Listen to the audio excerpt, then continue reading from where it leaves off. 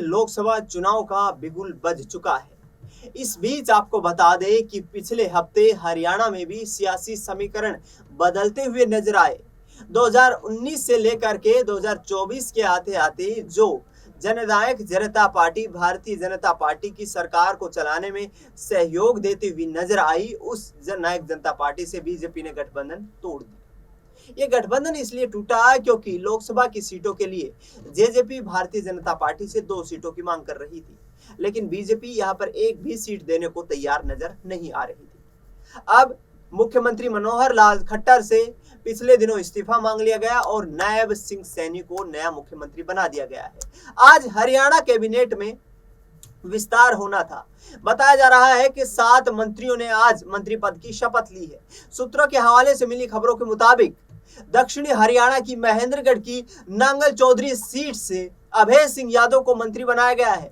जी हां, वही अभय सिंह यादव जिनको राव इंद्रजीत सिंह का नजदीकी माना जाता था, करीबी माना जाता है, लेकिन पिछले कुछ वक्त से दोनों नेताओं के बीच दूरियां देखने को मिली। लेकिन आपको बता दें कि हरियाणा की राजनीति में गब्बर के नाम से मशहूर पूर्व गृह मंत्री अनिल विज इस पूरे मुद्दे को लेकर के कहीं ना कहीं खफा नजर आ रहे हैं। उन्हें मुख्यमंत्री बनने की चाहत दिखाई दे रही थी, लेकिन नायब सैनी को मुख्यमंत्री बनाने के बाद लगातार अनिल विज बीजेपी की कार्यशैली से खुश नजर नहीं आ रहे। देखिए यहाँ पर कैबिनेट विस्तार को लेकर के जब चर्चा हो रही थी, उस पर अनिल विज का क्या कुछ कहना है। देखिए, ऐसा है, हमारा किसी सीट के ऊपर पेच नहीं फंसा हुआ, क्योंकि लोकसभा की सभी सीटों पर नरेंद्र मोदी जी लड़ रहे हैं और इसीलिए हमने अपनी कैंपेन सब जगह पर स्टार्ट कर दी है। कैंडिडेट कोई भी हो, लेकिन वहां पर लड़ नरेंद्र मोदी रहा। का विस्तार भी होने जा रहा है। नहीं, मुझे कोई जानकारी नहीं। नहीं सर, कैसे मतलब फाइट कर पाएंगे? पिछले जो नतीजे रहे पंचकुला के वो संतोषजनक नहीं रहे। जिला परिषद के नतीजे आपके सामने आए, और अगर बात करें नारायणगढ़ की, तो नारायणगढ़ में भी बहुत अच्छे नतीजे नहीं रहे। तो मतलब क्या रणनीति है कि आप लोग जीत रहे हैं? उन लोकल चुनावों में और ये राष्ट्रीय चुनाव में बहुत अंतर है। ये चुनाव हमने तो अपना नॉमिनी खड़ा कर दिया, हमारा कैंडिडेट है नरेंद्र मोदी।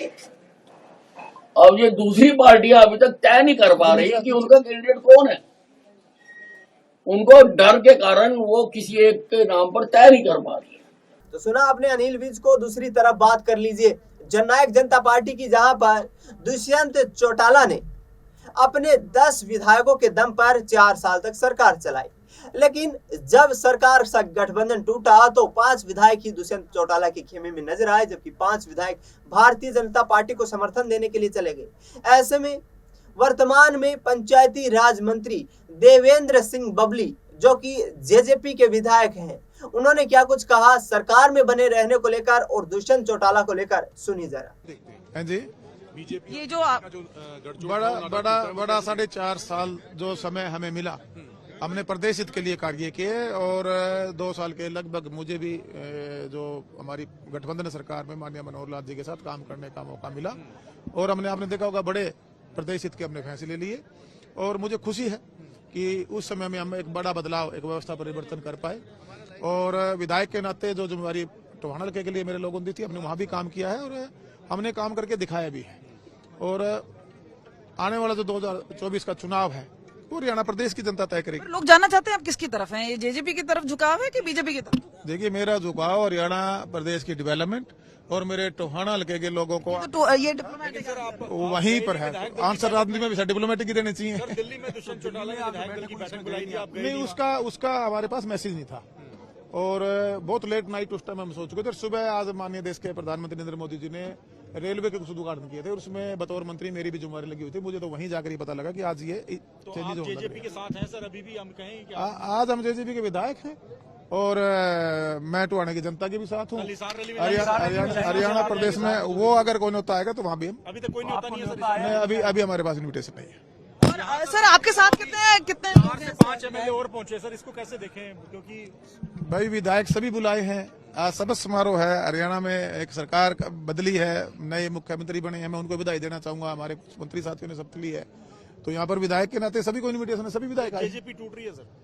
भाई ये मैं कैसे कह सकता हूँ? नहीं आप जेजेपी जेजेपी की क्या तैयारी है जो सिरसा और भिवानी? ये सवाल जो आप मेरे से कर रहे हैं, ये अगर ज्यादा बेटर है दुष्यंत जी से करें, वो ज्यादा बेटर जवाब आप लोगों को कल रैली देंगे। में हम बताएंगे क्या करने वाले हैं। हाँ तो फिर कल सुन लेना, जो बताएंगे बेटर ही बताएंगे। नहीं, ये जो बात आ रही थी कि भिवानी, ये जो बात आ रही है कि भिवानी और हिसार की सीट मांगी गई थी और फिर नहीं मिली है, उसकी जगह सिरसा बोला गया, कितनी जायज आपको लगता था कि वो देखिएगा, वो पार्टी के जो हमारे सीनियर लीडर हैं, चाहे भारतीय जनता पार्टी के थे, चाहे जननायक जनता पार्टी के थे, वो चर्चा वहां तक थी, सीमित थी, उसमें हम लोगों को इन्वॉल्व नहीं किया गया था। तो वो सवाल वही उसका जवाब बेटर दे पाएंगे। जेजेपी का क्या परफॉर्मेंस रहेगा आपको लगता मैम जेजेपी का भी दुष्यंत जी से पूछेंगे, ज्यादा बेटर रहेगा। यार हरियाणा प्रदेश की जनता आपको 2024 है?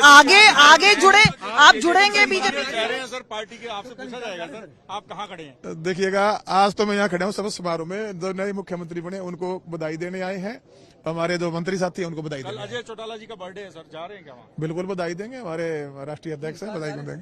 हिसार भी चले जाएंगे अगर आप भेजोगे तो। सुना आपने, जेजेपी के नेता यहाँ पर देवेंद्र बबली ये कहते नजर आ रहे हैं कि हम सरकार के साथ हैं और सरकार के साथ चलते रहेंगे। यानी कि दुष्यंत चौटाला ने अब साफ संकेत दे दिए हैं कि पार्टी के प्रदेश अध्यक्ष निशांत सिंह इस पर पूरा फैसला लेंगे और आने वाले दिनों में यहाँ पर विधायकों की सदस्यता, यानी कि जो बागी विधायक हैं उनकी सदस्यता को लेकर भी जननायक जनता पार्टी कार्यवाही कर सकती है। फिलहाल इस खबर में इतना ही। देश दुनिया की तमाम बड़ी खबरों के लिए आप देखते रहिए SPN 9।